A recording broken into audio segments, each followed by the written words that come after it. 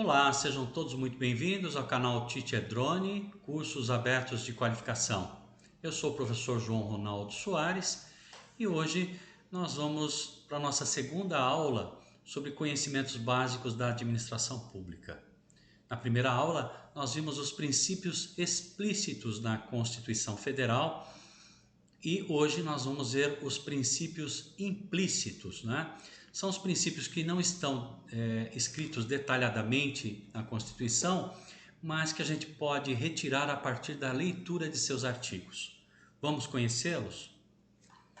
Princípios implícitos da administração pública. Então, para quem gosta de memorizar com palavras, nós temos aqui então a palavra princesas, né? Com M e dois As e um S no final, certo? Então, se você conseguir se lembrar dessa palavra, vai ser mais fácil para memorizar todos esses princípios implícitos da administração pública. O primeiro princípio é da proporcionalidade, o segundo princípio, razoabilidade, o terceiro princípio é indisponibilidade do interesse público, o quarto princípio é motivação, o quinto é continuidade dos serviços públicos, o sexto, especialidade, o sétimo, supremacia do interesse público, o próximo, autotutela, ampla defesa e contraditório e o último, segurança jurídica. Vamos conhecer cada um desses princípios implícitos na Constituição Federal? Vamos lá? Então nós colocamos o primeiro princípio, a letra P, para palavra princesas, né? Então é o princípio da proporcionalidade. Então memorizando proporcionalidade. Do que ela vai tratar? Garantir que os meios adotados sejam adequados aos fins legais que se deseja alcançar, né? Então isso dentro da administração pública, ela vai trabalhar com três vertentes: a necessidade, por exemplo, de uma punição, a adequação dessa punição e a proporcionalidade em sentido estrito. Ok, gente? Então vamos dar um exemplo, né? Você é funcionário público e você é um fiscal de higiene nos restaurantes, né? De repente você encontra lá um problema. Num restaurante você vê que o restaurante está totalmente protegido, totalmente limpo, né? Tudo certinho, mas de repente passa um rato, né? Você viu o rato passando por ali. O que você vai fazer? Vai ter que punir, né? O que você pode fazer? Então, dentro da lei da proporcionalidade, você pode dar uma advertência, você pode dar uma punição, né? Em que a pessoa precise pagar, né? Uma multa, por assim dizer. Aí você entra num outro restaurante e encontra lá uma bagunça, né? Tudo sujo, uma pastelaria, né? E que não tem higiene alguma. Você vê, por exemplo, que existe a carne, não se sabe a procedência, né? Não tem nem nota fiscal dos produtos que estão ali. Então, ali você, pela lei do princípio da proporcionalidade, o fiscal vai ser obrigado a fechar aquele estabelecimento a bem do interesse público. Então, isso é o princípio da proporcionalidade. O próximo princípio, nós vamos destacar a letra R, de princesas, né? É o senso, né? O princípio da razoabilidade, que tem a ver com o senso comum, né? E tem a ver com aquilo que é correto na população, aquilo que o homem médio pensa que seja correto, né? Tem a ver com a força da aplicação da pena. No primeiro caso, que nós demos o exemplo, se deu uma advertência ou uma multa leve. No segundo caso, uma força mais forte, né? Porque mereceu, está pondo em risco a saúde pública. Então, esse é o princípio da razoabilidade. O próximo princípio, nós destacamos com a letra I, né? Do mnemônico princesas, é o princípio da indisponibilidade do interesse público. Tem a ver com a disciplina, o regime jurídico administrativo. É o princípio da supremacia do interesse público. Os bens e interesses públicos não pertencem à administração. O cargo público não é um negócio de família, ele não pode ficar nomeando pessoas para ocupar os cargos públicos. Para isso existe o concurso público, que vai privilegiar aqueles que se saírem melhor no concurso, garantindo que os melhores profissionais ocupem as posições de atendimento ao público, tá certo? Então, esse é o princípio da indisponibilidade do interesse público, ou seja, ele deve atender aos interesses da União e não ao interesse do cargo público.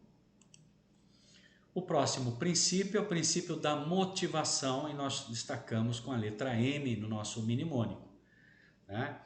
Então, do que ele trata? A administração está obrigada a motivar os atos que edita, certo? Então, tem que ter uma motivação, tem que ter uma razão para os atos publicados pelo governo, né? Res pública, né? Coisa pública, né? Tem a ver. Então, a falta de motivação leva à invalidação, à ilegitimidade do ato, pois não é o que falar em ampla defesa e contraditório se não há motivação, certo? Então, isso tem a ver com direito. Então, a motivação não se confunde com motivo. O motivo é a causa do ato, enquanto a motivação é a justificativa para a prática do ato, tá certo? Então, o princípio da motivação do ato administrativo. O próximo princípio nós destacamos com a letra C, é o princípio da continuidade dos serviços públicos, né? Que tem a ver com a execução de um serviço público, não pode vir a ser interrompido, né? Se começou a prestar um serviço para a comunidade, para a população, né? Por exemplo, aqui um serviço de segurança policial, ele não pode ser interrompido, já que o serviço é essencial. Não é necessário que a prestação ocorra diariamente, mas que tenha uma regularidade. Esse é o princípio da continuidade dos serviços públicos. Forma direta quanto indireta está prevista no artigo 37, inciso 7 da Constituição Federal. Tá certo, gente? Então esse é o princípio da continuidade dos serviços públicos. Eles não podem ser interrompidos. Eles são essenciais à população. O próximo princípio, destacado com a letra E, é o princípio da especialidade. Então, é a descentralização do poder público, né? A administração indireta, através de autarquia, fundações, empresa pública e sociedade de economia mista. Nós temos alguns exemplos. O IBAMA, né? Que é uma especificidade de poder, né? De uma autarquia que faz a defesa do patrimônio da União, patrimônio do acervo que você já conhece, né? O acervo da fauna e da flora do nosso país, né?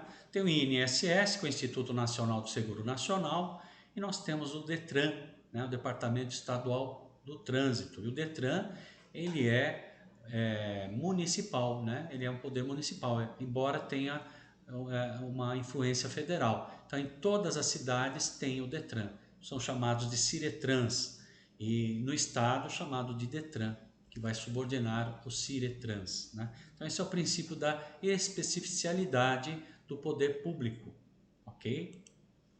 O próximo princípio é o princípio da supremacia do interesse público. Nós destacamos com a letra S. Está previsto no artigo 1º da República Federativa do Brasil, formada pela união indissolúvel dos estados e municípios, e o Distrito Federal. Constitui-se em Estado democrático de direito e tem como fundamentos a soberania. Tá? Então, o princípio da supremacia do interesse público significa que a República Federativa do Brasil, né, fazem parte as três diretrizes, né? A federação, os estados e os municípios, ok? É um bem comum a todos nós, né? Ele não deve, né? Ele não deve seguir o princípio da lei, ele deve privilegiar não o indivíduo, mas a coletividade. Sempre que houver confronto entre interesses público e privado, ele deve privilegiar o público, né? O coletivo. Seguindo esse princípio, a lei haverá sim a consequente indenização do particular, né? É o caso, por exemplo, das desapropriações, né? A desapropriação está beneficiando o público e tem a indenização, a pessoa que perdeu aquele espaço, né? Em detrimento do público. O próximo princípio é o princípio da autotutela, né? Nós privilegiamos com a letra A do nosso mnemônico, é o controle que a administração exerce sobre os seus próprios atos. Então, se promulgou um ato e se ele for ilegal, ela pode corrigir, pode revogá-los se inconvenientes, sem a interferência do poder judiciário. Quando for anular seus atos ilegais, é necessário a instauração de processo administrativo, garantindo o contraditório e a defesa ampla, ok? Não precisa do direito público, né? Não precisa estar ligado a pedir nenhuma autorização ao poder judiciário. Isso é o princípio da autotutela, né? O poder administrativo, ele gerencia também os seus atos. A revogação é possível quando se tratar de atos discricionários por simples análise de conveniência ou oportunidade, mas tem que haver, né, um processo administrativo para revogar os atos de governo. O próximo princípio é outra letra A, né, é o princípio da ampla defesa e contraditório, né? Aos litigantes em processo judicial ou administrativo e os acusados em geral são assegurados o contraditório e a ampla defesa com os meios e recursos a eles inerentes. Então, se houver, né, um processo administrativo, tem que ser garantido todos os direitos de contraditório. E ampla defesa.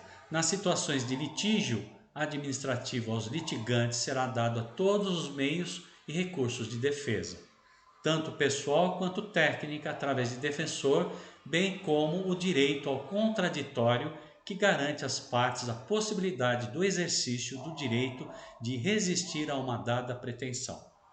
Ou seja, alegado algo contra, desfavorável à minha pessoa, posso contraditar e alegar o contrário e vice-versa.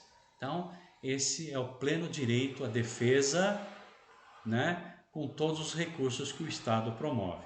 O próximo princípio é o princípio de segurança jurídica, o S, né?